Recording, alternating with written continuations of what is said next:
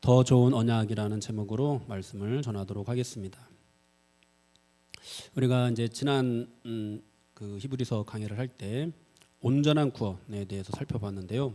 온전한 구원은 우리가 스스로 완전한 상태에 이르렀기 때문에 얻게 되는 그런 구원이 아니었죠. 우리가 죄가 하나도 없는 상태가 되었기 때문에 얻은 것도 아니었습니다.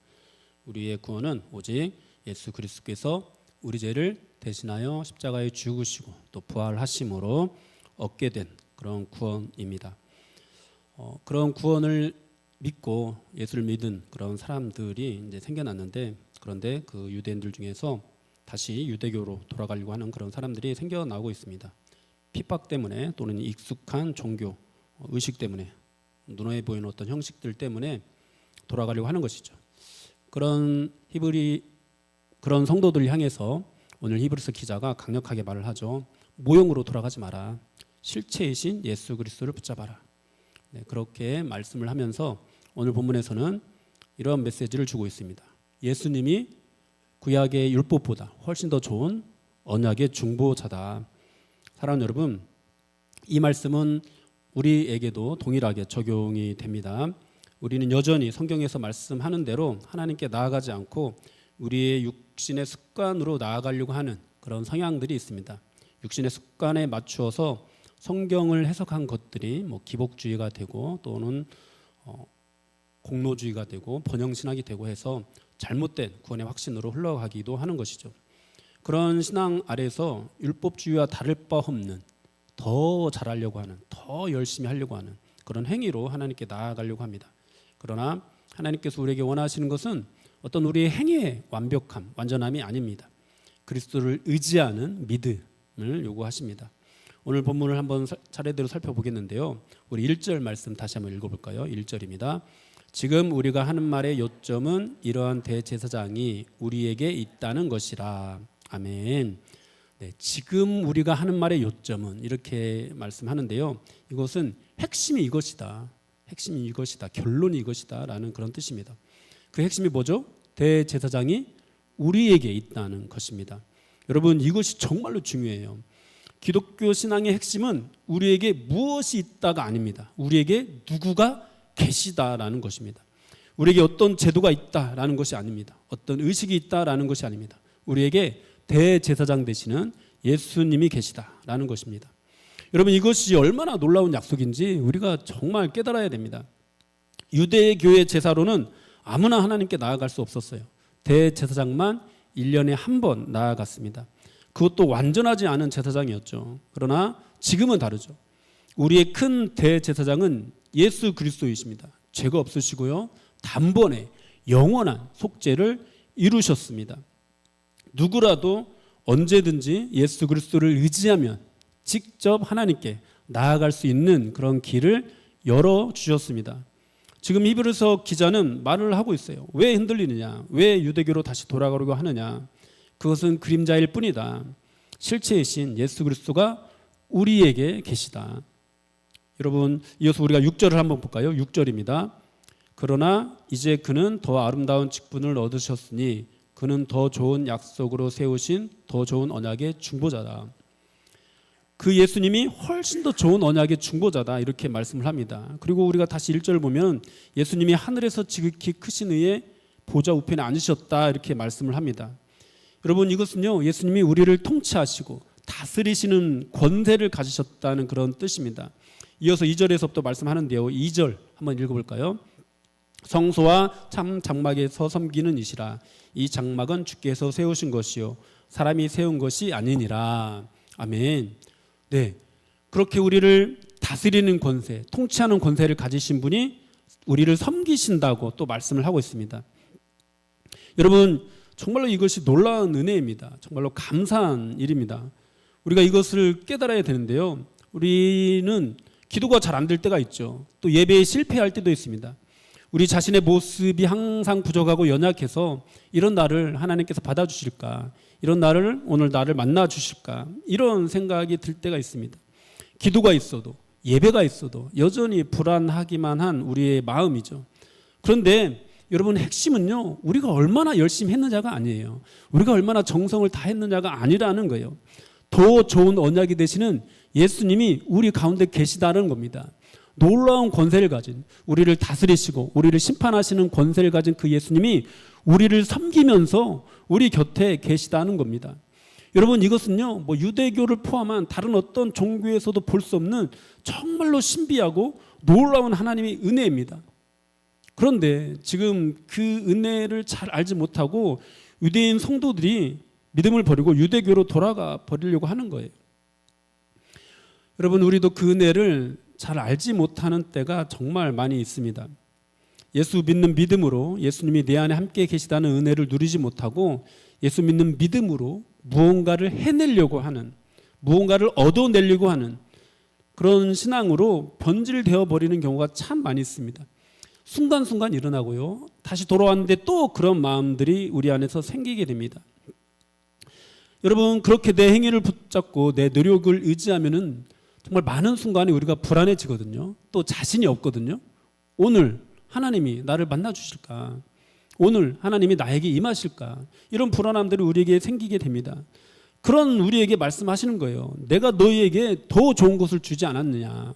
네 열심으로 할 수 없는, 너의 노력으로 해낼 수 없는 더 훨씬 더 좋은 것을 내가 너희에게 주지 않았느냐? 여러분, 이것을 붙잡는 것이 더 좋은 언약의 출발점이 되는 거예요. 여러분, 우리 7절 한번 볼까요? 7절입니다. 저 첫 언약이 무음하였더라면 둘째 것을 요구할 일이 없었으려니와. 아멘. 여러분, 하나님께서 이런 새 언약, 새로운 언약을 우리에게 주신 이유는 첫 언약이 흠이 있었기 때문이라고 말씀을 합니다. 여기서 흠이 있다라고 말씀을 하는데요, 오해를 하지 말아야 됩니다. 여러분, 이것은요, 첫 언약이 실패작이라는 그런 뜻이 아니에요. 뭔가 부족했다라는 그런 뜻이 아닙니다. 첫 언약도 완벽한 언약입니다. 완전합니다. 다만 인간이 그것을 지킬 능력이 없었던 것이죠. 그래서 8절에서 보면은 그들의 잘못을 지적하여라고 말씀을 하는데, 이 언약을 지적하는 것이 아니죠. 이 율법을 지적하는 것이 아니죠. 그들의 잘못, 인간의 잘못을 지적하는 것입니다. 여러분, 8절 한번 읽어볼까요? 그들의 잘못을 지적하여 말씀하시되 주께서 이르시되 볼지어다 나 이르리니 내가 이스라엘 집과 유다 집과 더불어 새 언약을 맺으리라. 아멘. 여러분, 우리가 오해하지 말아야 돼요. 율법도 완벽했어요. 하나님의 분명한 뜻이었습니다. 문제가 뭐라고요? 우리가 그것을 지킬 능력이 없었다는 것이 문제입니다. 여러분, 그래서 그 율법을 통해서는 죄만 드러나죠. 반복해서 제사를 드려야 했습니다. 구원을 주지 못하고 그냥 죄만 깨닫게 했습니다. 그래서 하나님께서 인간의 이러한 실패를 넘어서는, 인간의 한계까지도 해결하는 새 언약을 주시는 것입니다. 새 언약의 특징에 대해서 10절부터 설명을 하는데요, 우리 10절 상반절 우리 한번 읽어볼까요? 또 주께서 이르시되 그날 후에 내가 이스라엘 집과 맺을 언약은 이것이니 내 법을 그들의 생각에 두고 그들의 마음에 이것을 기록하리라. 아멘. 네, 더 좋은 언약의 특징에 대해서 말씀을 하는데, 그것이 뭐냐? 첫 번째로 마음에 새기는 언약이라는 겁니다. 여러분, 첫 언약은 어디에 새겼죠? 돌판에 새겼습니다. 그런데 새 언약은 우리의 마음에 새깁니다. 여러분, 그 차이가 무엇일까요? 옛 언약은요, 밖에서 하는 명령이에요. 우리가 지켜야 하는 부담이 있고요, 만일 지키지 못하면 정죄를 받고 심판을 받습니다. 그런데 새 언약은 안에서 역사하는 언약입니다. 우리가 지켜야 하는 언약이 아니라 성령께서 이루어 주시는 언약입니다. 성령님께서 우리를 변화시키는 것이죠. 사랑하는 여러분, 하나님은요, 더 이상 우리를 밖에서 통치하지 않으세요. 우리 안에 들어오셔서 우리를 변화시키십니다. 그러면 우리의 신앙이 완전히 달라지게 되는데요, 해야 해서 하는 게 아니죠. 하고 싶어서, 사모하게 되어서, 소망하게 되어서 하게 되는 겁니다. 제가 고등학교 때 영어 선생님 한 분이 수업 시간에 간증을 해주신 적이 있으세요. 그분은 이제 스스로를, 기독교를 극렬하게 반대했던 안티 기독교인이다. 그때 당시에는 뭐 안티라는 단어가 아마 없었을 건데요, 어쨌든 반대했던 사람이라고 그렇게 말을 했습니다. 그분이 대학생 때 캠퍼스에서 찬양하고 전도하는 사람이 있으면 그냥 안 지나갔대요. 뭔가 조롱하고 비아냥대고 막 이러고 꼭 지나갔다고 합니다. 그런데 선생님이 당시 간증을 하는 시점을 기준으로 해서 얼마 전 뭐 이런저런 일을 겪었고 예수님을 믿게 되었다라고 저희들에게 이제 간증을 해줬어요. 그러면서 그분이 말씀하시는 거예요. 이렇게 말씀하시는데요. 지금도 교회에서 열정적으로 기도하고 찬양하고 하는 그런 사람들을 보면은 이해가 되지 않는다. 그런데 나도 그 사람들처럼 되고 싶다. 예전에는 그런 사람들 보면 조롱하고 비난하고 지나갔는데 아직도 이해가 되지는 않지만 나도 그 사람들처럼 되고 싶다. 이렇게 이제 고백을 하고 간증을 마치시는 것이었어요. 여러분, 이것이 마음에 새겨지는 이 새 언약이 아닐까요? 나도 하나님을 사랑하고 싶어지는 것. 지금은 아직 예수 믿은 지 얼마 되지 않아서 잘 모를 수 있지만 또는 아직 내 신앙이 연약해서 아직 뭔가 막 하고 싶은 마음이 덜 들 수 있지만 열심히 하는 사람들을 바라보고 또 믿음의 어떤 선배들을 우리가 소개를 받을 때 간증을 들을 때 야, 나도 저렇게 신앙생활을 해야 되는데 나도 저렇게 할 수 있어야 되는데 나도 저렇게 되고 싶다. 여러분, 그런 마음이 들어야 되는 거. 이것이 새 언약이라는 겁니다. 사랑하는 여러분, 우리 안에 하나님을 사랑하는 마음을 주시는 건 때로는 넘어지고 때로는 하나님을 원망하고 또 배반할 수도 있고 그 마음 때문에 어쩔 수 없이 다시 회개하는 그런 과정들을 반복하지만 그런 모든 과정 속에서 결국은 하나님을 사랑해서 내가 예배드리기를 사모해서 이 자리로 돌아오게 되는 거. 그리고 그래서 예수님이 좋아서 더 헌신하게 되는 거. 여러분, 이것이 새 언약이라는 거예요. 사랑하는 여러분, 여러분에게는 그런 마음이 있으십니까? 가장 열심히 기도하는 분을 보면서 나도 저렇게 기도하는 사람이 되고 싶다. 가장 열심히 헌신하고 수고하는 그런 분들을 보면서 나도 저렇게 자라나고 싶다. 성장하고 싶다. 이런 마음 여러분들 안에 있습니까? 혹시 수년째 봉사하고 있는 그런 분들을 보면 아유, 나는 저렇게 못해. 나는 안 해. 나는 그냥 예배만 드리고 갈 거야. 이런 마음만 있지는 않으십니까? 사랑하는 여러분, 그런 여러분들의 마음에 하나님께서 예수 그리스도를 주십니다. 예수 그리스도를 심어 주십니다. 그 예수 그리스도를 영접하십시오. 새 언약이 우리에게 주시는 약속이 됩니다.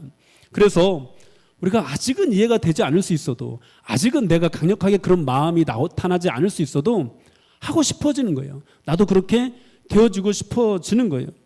저도 예전에 그랬던 것 같아요. 제가 아직 예수를 믿기 전, 저는 예수를 믿고 구원받은 때를 중3으로 잡는데요. 그것은 이제 그때부터 정말 내 의지로 교회를 한 번도 빠지지 않고 나가는 그런 마음을 먹었기 때문이에요. 근데 사실 그전에도 교회를 나가지 않았던 것은 아니에요. 제가 교회를 뭐 초등학교 때도 왔다 갔다 하고, 근데 집에서 이제 농사일 때문에 못 나가면 못 가고 뭐 그렇게 나갔어요. 그런데 제가 이제 김제로 이사 간 지 얼마 안 되는 때에 교회, 그때 이제 옛날 교회인데 교회 밖에서 나무 위에서 이제 막 동네 형들이랑 놀고 있었어요. 근데 그때 마침 중고등부 수련회를 교회에서 하고 있었어요. 근데 교회에서 통성기도 소리가 들려오는 거예요. 해가 이제 지면서 어둑어둑 하는 때 저는 그때 어떤 마음이 들었냐면은 나도 저 안에 들어가고 싶다. 나도 기도하고 싶다. 여러분, 제가 초등학교 6학년 때 띄엄띄엄 교회를 다녔는데요. 전도왕이 됐어요. 전도상을 받기도 했어요. 그러니까 그렇게 되고 싶었던 거예요. 그냥 저는 그때 믿음이 있었다고 생각을 하지 않아요. 하나님께서 제 안에 그렇게 되고 싶은 마음을 계속해서 풀어넣어 주신 거죠. 여러분, 이것이 그리스도를 통해서 우리에게 주시는 놀라운 하나님의 은혜입니다. 여러분, 그런 새 언약이 내 안에 들어오면 어떤 일이 벌어지느냐? 우리 10절 하반절 한번 읽어보겠습니다. 나는 그들에게 하나님이 되고 그들은 내게 백성이 되리라. 아멘. 여러분, 관계가 회복됩니다. 하나님과의 관계가 회복됩니다. 성경 전체를 관통하는 이 더 좋은 언약, 새 언약의 핵심, 하나님이 우리의 아버지가 되어주시는 것이죠. 내가 하나님의 백성, 하나님의 자녀가 되는 것이죠. 여러분, 구원은요 단지 지옥을 피하는 것이 아니에요. 하나님과의 관계가 회복되는 것입니다. 여러분, 죄가 무엇인가요? 죄는요 하나님과 우리 사이를 갈라놓습니다. 하나님을 두려운 분으로 만들고 하나님을 멀리하게 합니다. 그런데 새 언약 안에서 하나님께서 말씀하시는 거예요. 내가 너의 하나님이 되겠다. 너는 나의 백성이 될 것이다. 여러분, 이보다 더 큰 복이 어디 있을까요? 이제 우리는 하나님을 아버지라 부를 수 있게 되었습니다. 여러분, 이것은요 무엇을 의미하냐면요, 하나님으로부터 큰 사랑을 입은 그런 존재가 되는 거예요. 하나님으로부터 큰 사랑을 입은 존재는 어떻게 하나님을 대하느냐? 하나님께 매를 맞아도 하나님께 나아갑니다. 여러분, 학대를 받은 아이들은요, 매를 때리면요 도망쳐요. 무서워서 벽 구석으로 도망칩니다. 그러나 사랑을 많이 받은 자녀들은요, 부모님이 아무리 때려도 부모에게 매달리는 거예요. 우리가 그런 관계로 하나님과 회복이 되는 겁니다. 또 하나님께서 우리에게 주시는 것 11절 한번 읽어보겠습니다. 11절입니다. 또 각각 자기 나라 사람과 각각 자기 형제를 가르쳐 이르기를 주를 알라 하지 아니할 것은 그들이 작은 자로부터 큰 자까지 다 나를 알미라. 아멘. 네, 여러분, 새 언약이요 정말로 좋은 언약이 되는 이유는요, 하나님을 아는 지혜를 주신다는 겁니다. 여러분, 옛 언약으로는요 하나님을 참되게 알 수 없어요. 지식으로만 알 수 있을 뿐입니다. 그런데 새 언약 안에서 하나님을 아는 것은요 관계의 알미입니다. 이것을 뭐 히브리어로 야다라고 우리가 표현을 하잖아요. 그러니까 지식으로, 정보로 아는 것이 아니에요. 관계로, 인격적인 관계로 하나님을 알게 되는 거예요. 하나님을 모르는 사람들의 특징, 그냥 지식적으로만 아는 사람들의 특징을 로마서에서 잘 설명을 해주는데요. 우리 로마서 1장 21절에서 25절까지 한번 읽어보겠습니다. 하나님을 알되 하나님을 영화롭게 아니하며 감사하지도 아니하고 오히려 그 생각이 허망하여지며 미련한 마음이 어두워졌나니 스스로 지혜 있다 하나 어리석게 되어 썩어지지 아니하는 하나님의 영광을 썩어질 사람과 새와 짐승과 기어다니는 동물의 모양, 그러므로 하나님께서 그들을 마음의 정욕대로 더러움에 내버려 두사 그들의 몸을 서로 욕되게 하게 하셨으니 이는 그들이 하나님의 진리를 거짓 것으로 바꾸어 피조물을 조물주보다 더 경배하고 섬김이라. 주는 곧 영원히 찬송하실 이시로다. 아멘.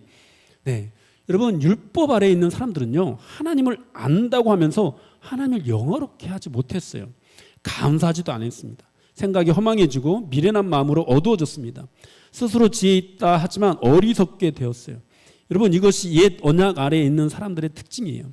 우리가 우리의 노력으로, 우리의 어떤 열정으로, 우리의 열심으로 나아가려고 하는 신앙이 갖게 되는 특징입니다. 여러분, 우리가요 예수 그리스도를 의지하는, 또 더 좋은 언약 아래서 하나님과 관계가 회복되어서 하나님이 나의 아버지시다라는 이런 마음으로 나아가지 않고 그냥 내 열심으로 열심히 예수 믿어서 복 받기를 바라는 마음으로 나아가게 되면요, 우리가 가진 지식이요 그냥 하나님을 정보로만, 지식으로만 아는 그런 알미 될 뿐입니다. 우리가 온전한 이 언약 안에 들어올 때, 예수 그리스도가 나의 구주가 되고 하나님이 나의 아버지가 될 때 인격적으로 하나님을 알게 돼서 정말 제대로 이 진리를 알게 되는 거예요. 그 알매에 대해서 고린도전서 2장 6절에서 16절까지 좀 긴데요, 하나님을 아는 것이, 인격적으로 아는 것이 무엇인지를 한번 생각하면서 우리가 이 말씀을 쭉 한번 읽어봤으면 좋겠습니다. 같이 읽겠습니다. 그러나 우리가 온전한 자들 중에서는 지혜를 말하노니 이는 이 세상의 지혜가 아니요 또 이 세상에서 없어질 통치자들의 지혜도 아니요 오직 은밀한 가운데 있는 하나님의 지혜를 말하는 것으로서 곧 감춰졌던 것인데 하나님이 우리의 영광을 위하여 만세전에 미리 정하신 것이라. 이 지혜는 이 세대의 통치자들이 한 사람도 알지 못하였나니 만일 알았더라면 영광이 아니하였으리라. 기록된 바 하나님이 자기를 사랑하는 자들을 위하여 예비하신 모든 것은 눈으로 보지 못하고 귀로 듣지 못하고 사람의 마음으로 생각지도 못하였다 함과 같으니라. 오직 하나님이 성령으로 이것을 우리에게 보이셨으니 성령은 모든 것 곧 하나님의 깊은 것까지도 통달하시느니라. 사람의 일을 사람의 속에 있는 영 외에 누가 알리요? 이와 같이 하나님의 일도 하나님의 영 외에는 아무도 알지 못하느니라. 우리가 세상의 영을 받지 아니하고 오직 하나님으로부터 온 영을 받았으니 이는 우리로 하여금 하나님께서 우리에게 은혜로 주신 것들을 알게 하려 하심이라. 우리가 이것을 말하거니와 사람의 지혜가 가르친 말로 아니하고 오직 성령께서 가르치신 것으로 하니 영적인 일은 영적인 것으로 분별하느니라. 육에 속한 사람은 하나님의 성령의 일들을 받지 아니하나니 이는 그것들이 그에게는 어리석게 보임이요 또 그는 그것들을 알 수도 없나니 그러한 일은 영적으로 분별되기 때문이라. 신령한 자는 모든 것을 판단하나 자기는 아무에게도 판단을 받지 아니하느니라. 누가 주의 마음을 알아서 주를 가르치겠느냐. 그러나 우리가 그리스도의 마음을 가졌느니라. 아멘. 사랑하는 여러분, 하나님을 참되게 아는 것은 사람의 지혜로 되는 것이 아닙니다. 구약을 통달했던 서기관들과 바리새인들은 자신들이 하나님을 잘 알고 있다고 여겼지만 실제로는 알지 못했습니다. 그들은 지식으로 하나님을 알았을 뿐 영적으로 하나님을 알지 못했습니다. 많이 배운 사람이 영적인 일을 많이 깨닫게 되는 것이 아닙니다. 나이가 많은 사람이 어린 사람들보다 더 많이 깨닫게 되는 것도 아닙니다. 또 능력을 많이 나타낸다고 해서, 능력을 많이 행한다고 해서 그 사람이 하나님을 더 잘 아는 것도 아닙니다. 오직 그리스도를 바라보는 사람, 성령을 따르는 사람이 하나님을 참되게 알 수 있습니다. 새 언약 아래 있는 우리에게 바로 그러한 은혜가 주어진 것입니다. 그러므로 사랑하는 여러분, 더욱 예수 그리스도를 의지하십시오. 여러분들의 믿음이, 여러분들의 신앙이 예수 그리스도를 붙잡는 그런 신앙이 되기를 축복합니다. 그 안에서 주어진 은혜를 누리는 거죠. 뭔가를 더 얻으려고 노력하는 그런 신앙이 아니라 우리에게 주어진 은혜 안에서 만족하면서 감사하면서 나아가는 거죠. 여러분, 또 이 새 언약의 특징 네 번째, 마지막으로 말씀합니다. 12절 한번 읽어볼까요? 12절입니다. 내가 그들의 불의를 긍휼히 여기고 그들의 죄를 다시 기억하지 아니하리라 하셨느니라. 아멘. 새 언약 네 번째 특징은 하나님께서 더 이상 우리 죄를 기억하지 않으신다는 겁니다. 여러분, 율법 아래서 제사장은 완벽한 제사가 아니었기 때문에 반복적으로 제사를 드려야 했습니다. 그러나 예수 그리스도의 속죄는 단번에 모든 의를 이루는 제사였습니다. 한 번의 제사로 우리의 모든 죄가 사함을 받았죠. 그래서 우리 죄를 기억하지 않는다라는 거예요. 근데 여러분, 이것은요, 죄를 잊으신다는 그런 뜻이 아닙니다. 정죄하지 않으신다는 뜻입니다. 그래서 우리는 하나님을 경외하면서도 두려움이 아니라 감사함으로 우리를 구원하신 하나님을 사랑함으로 하나님께 예배하게 되는 것입니다. 사랑하는 여러분, 오늘 이 본문 말씀이요, 예레미야 31장을 배경으로 하는 그런 말씀이거든요. 그래서 우리가 이 말씀을 이해하려면 예레미야 선지자가 이 새 언약을, 구약 시대에 새 언약을 계시할 때 이 시대적인 배경을 조금 이해할 필요가 있습니다. 이스라엘 백성들은 타락해서 율법을 지키지 못하고 온갖 우상을 숭배하고 있었습니다. 그 결과 언약이 파괴되었고 이 언약에서 말씀하신 저주가 그들에게 내려졌습니다. 하나님께서 강대국들을 통해서 아수르와 이 바벨론을 통해서 이스라엘을 징계하셨습니다. 그때 예레미야 선지자는 이스라엘이 이제 바벨론 포로로 잡혀갈 것이다 예언을 했습니다. 나라가 망하고 예루살렘과 성전이 파괴될 것이라고 했습니다. 그리고 옛 언약 안에서 나라가 망하고 옛 언약 안에서 하나님의 징계를 받아서 고통을 받게 될 이스라엘 백성들을 생각하면서 새 언약을 예언을 하게 된 거죠. 옛 언약에서도 하나님은 이스라엘 백성들을 친히 손잡고 애굽에서 이끌어내셨습니다. 그런데 문제가 뭐였죠? 그들의 마음이 하나님께 있지 못했어요. 어디에 있었죠? 애굽에 있었습니다. 그래서 틈만 나면 하나님을 원망하고 불평했습니다. 차라리 애굽으로 돌아가자, 이런 말들을 쏟아 놓았습니다. 지금 히브리서를 받아보고 있는 유대인 성도들도 그런 상태에 놓였다는 거죠. 새 언약을 받았는데 그 새 언약을 새 언약으로 받아서 누리지 못하고 옛 언약에 머물러서 옛 언약이 더 좋다고 하나님을 안다고 하면서 하나님을 사랑하지는 못하는, 하나님을 안다고 하면서 하나님을 사랑하는 마음은 없는 그런 상태에서 돌아가려고 하는 것이죠. 그들 향해서 히브리서 기자가 말을 하는 겁니다. 율법의 한계와 예수님이 왜 더 좋은 언약이 되시는지를 보여주면서 마음을 새롭게 하는 그 은혜를 붙잡으라고 말을 하는 거죠. 사랑하는 여러분, 어쩌면 오늘날 이 교회의 모습은 예레미야 시대와 닮아 있는지도 모릅니다. 여러분의 교회는 이미 쇠퇴를 해버렸죠. 또 많은 사람들이 미국과 한국의 교회도 점점 쇠퇴하고 있다고 그렇게 말을 하고 있습니다. 교회가 세상으로부터 신뢰를 잃어가고 있습니다. 여러분, 이런 모습은요, 어쩌면 하나님께서 주신 새 언약을 붙잡지 못했던 결과물인지도 모릅니다. 교회가 세속주의에 물들어서 율법주의로 다른 우상을 섬기는 방식으로 예수를 믿는 그런 변질이 있었던 것이죠. 왜 변질이 되었죠? 거창한 신학적인 이유를 내세웠지만 그러면서 유대교로 돌아갔지만 사실은 그들이 먹고 마시는 문제 때문에 그렇게 변질된 것이다. 히브리서에서 지적을 하고 있습니다. 여러분 우리도 마찬가지입니다.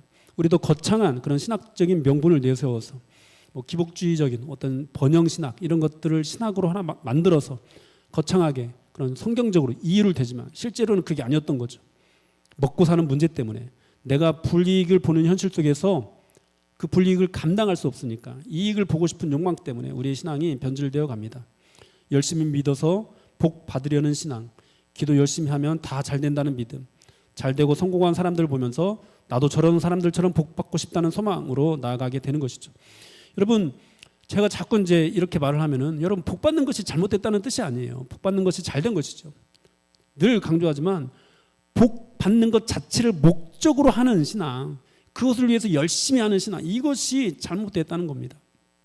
여러분 만일 그런 복 받는 것을 목적으로 한다면은 복을 받지 못한 사람은 어떻게 되는 건데요? 소위 우리가 말하는 그 복을 받지 못하는 사람은 어떻게 되는 건데요? 자녀가 잘 되지 못하면 어떻게 되는 건데요? 여러분 그런 사람들은 스스로를 정죄하게 될 겁니다. 스스로를 자책하게 될 거예요. 어떤 사람은 하나님을 원망하고 떠나가게 될 수도 있습니다. 내세울 것 있는 사람만 교회에 남게 되겠죠. 여러분 그렇지 않나요? 저는 교회를 돌아다니면서 이거는 정말 조심스러운 얘기이기도 한데 이런 생각이 많이 들어요. 교회 중직자분들을 보면서 가난하고 어려운 분들은 소수다, 별로 없다라는 그런 것들을 많이 발견하게 되거든요. 어느 정도 생활이 되시는 분들이 중직자가 됩니다. 여러분 이것이 좀 안타까운 현실일 수도 있어요. 여러분 복음이 가장 연약하고 가장 초라한 사람들에게 능력이 있어야 되는데 능력이 없는 거죠. 그냥 어느 정도 성공하는 사람들에게만 능력이 있어서 먹고 살기 바쁜 사람들은 교회를 다 떠나가고 그래도 어느 정도 먹고 살 수 있는 형편이 되는 사람만 교회에 남게 되는 거죠. 그리고 이제 부끄러운 것이 있는 사람은 자기의 부끄러운 것들을 토로하지도 못합니다. 왜? 사람들이 그것을 보면서 그냥 뒤에서 쑥덕쑥덕 할까 봐 쏟아놓지도 못합니다. 여러분 오늘 하나님은 그런 우리에게 말씀을 하시는 거예요. 나에게 무엇이 있느냐를 바라보지 마라. 나에게 그리스도가 있다는 것을 바라봐라. 그것을 말씀하시는 거예요. 여러분 우리가 가진 것이 하나도 없어도, 우리가 자랑할 것이 하나도 없어도 우리가 그리스도를 바라보는 신앙이 있다면은요, 그 어떤 순간에도 이 복음만을 자랑하면서 모든 사람 앞에서 서서 주님을 예배하고 주님을 찬양하고 주님을 자랑할 수 있게 되는 거예요. 그런데 그리스도를 바라보는 믿음이 없이 그저 우리의 열심을 내세우고 우리의 열심으로 얻어낸 결과물만을 자랑하니까 여러분 자꾸만 연약한 사람들은 보이지 않는 거죠. 숨는 거죠. 때로는 떠나는 거죠. 사랑하는 여러분, 오늘날 교회가 정말 가난한 사람들에게도 강력한 능력을 나타내는 그런 복음을 가진, 그런 복음을 소유한 교회가 될 수 있기를 소망합니다. 여러분 그러려면요, 우리가 지식으로만 하나님을 알고 정보로만 하나님을 알아서 야 이렇게 열심히 하면은 하나님께 복을 받겠구나 이런 마음으로 나아가는 것이 아니라 하나님이 나의 아버지가 되신다는 그 사실, 하나님 예수님이 나의 더 좋은 언약의 중보자가 되신다는 사실을 붙잡으면서 나아가야 됩니다. 그러면은요 하나님께서 우리에게 새 마음을 주시는 거예요. 하나님을 사랑하는 마음을 주시는 거예요. 그 마음을 붙잡고 나아가게 되는 거예요. 여러분 사도 바울은요 사도행전에서 붙잡힌 상태, 예루살렘에서 붙잡힌 상태에서 여러 사람들 앞에서 말을 할 때 이렇게 말을 했습니다. 결박된 곳 외에는 너희도 다 나와 같이 되기를 원하노라. 여러분 제가 지난 주일 저녁 때 믿음의 선배 얘기를 하면서 주기철 목사님, 손양은 목사님, 문중경 전도사님 이런 분들을 얘기를 하면서 우리가 진짜 빛이신 예수 그리스도를 바라보는 신앙이 이런 것이다라고 말씀을 드렸는데요. 여러분 우리가 손양은 목사님의 그런 일대기를 들으면서 또는 문중경 전도사님의 그런 노력들을, 그런 삶을 들으면서 감동을 받잖아요. 그러면 어떤가요? 거기서만 끝나나요? 그러지 말자는 거죠.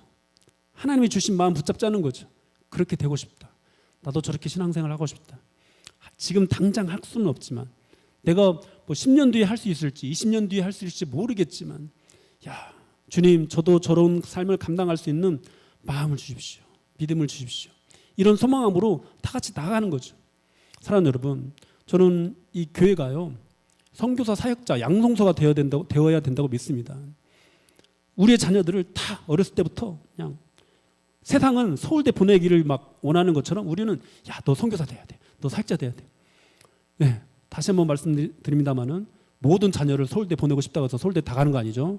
서울대 가는 사람은 그냥 특별한 사람들만 가는 겁니다. 여러분, 우리가 자녀들을 사역자, 선교사가 되기를 바라면서 키운다고 해서 다 가는 게 아니에요. 1%만 가요. 여러분, 또 우리 교회가 모든 우리 자녀들을 주일학교 교사로 양성해야 된다고 저는 믿습니다. 그것을 소망해야 된다고 믿어요. 야, 너는 저렇게 예수 믿지 마. 너는 그냥 교회에 적당히 왔다 갔다만 해. 이렇게 키워서는 안 된다는 거죠. 우리 마음 가운데 이 새 언약이 있다면, 하나님을 사랑하는 마음이 있다면 정말로 이 초대교회 안에서 예수 그리스도를 사랑했던 그 사람들의 어떤 본을 바라보면서 우리가 그렇게 예수를 믿는다면, 여러분, 신약 성경은요, 예수를 믿으면은 죽을 수도 있는 그런 환경 속에서 써진 거예요. 그러니까 이 모든 말씀은요, 그냥 대충 신앙생활 해라가 아니라 목숨을 걸고 너희들의 목숨이 위태로워질 수 있어도, 너희들의 경제적인 어떤 활동들이 다 제약받을 수도 너 예수 믿어야 돼 라는 그런 전제에서 쓰여진, 기록된 것이 다 신약 성경이에요. 그런데 우리는 이 현대 사회에 맞게 우리에게 적용을 해가지고 그냥 적당히 먹고 사는 것을 먼저 합니다. 그렇지 않다는 거죠. 사랑하는 여러분, 새 언약을 우리에게 주신 이유는요, 그 험한 이 신약 시대에 예수 잘 믿으라고 주신 겁니다. 목숨을 잃어도 예수 잘 믿으라고 주신 거예요. 그렇다면 오늘날 우리들에게도 이 새 언약을 주셨다면 우리도 그와 같은 마음으로 예수를 믿어야 되지 않을까요? 여러분, 그렇게 이 새 언약이 여러분들 안에 있습니까? 그렇게 예수 그리스도께서 피로 세우신 그 언약, 우리 마음속에 들어오셔서 우리 안에서 역사하시고 우리를 다스리시고 우리를 변화시키시고 우리 안에서 하나님을 사랑하는 마음을 계속해서 불어넣어 주시는 그 언약, 여러분들 안에 있습니까? 여러분, 그렇게 예수님을 믿으시기를 축복합니다. 그렇게 예수님을 붙잡기를 축복합니다. 날마다 육체의 소욕을 버리고 성령의 소욕을 따르는 저 여러분들이 되기를 축복합니다. 우리 같이 찬양하고 기도하겠습니다.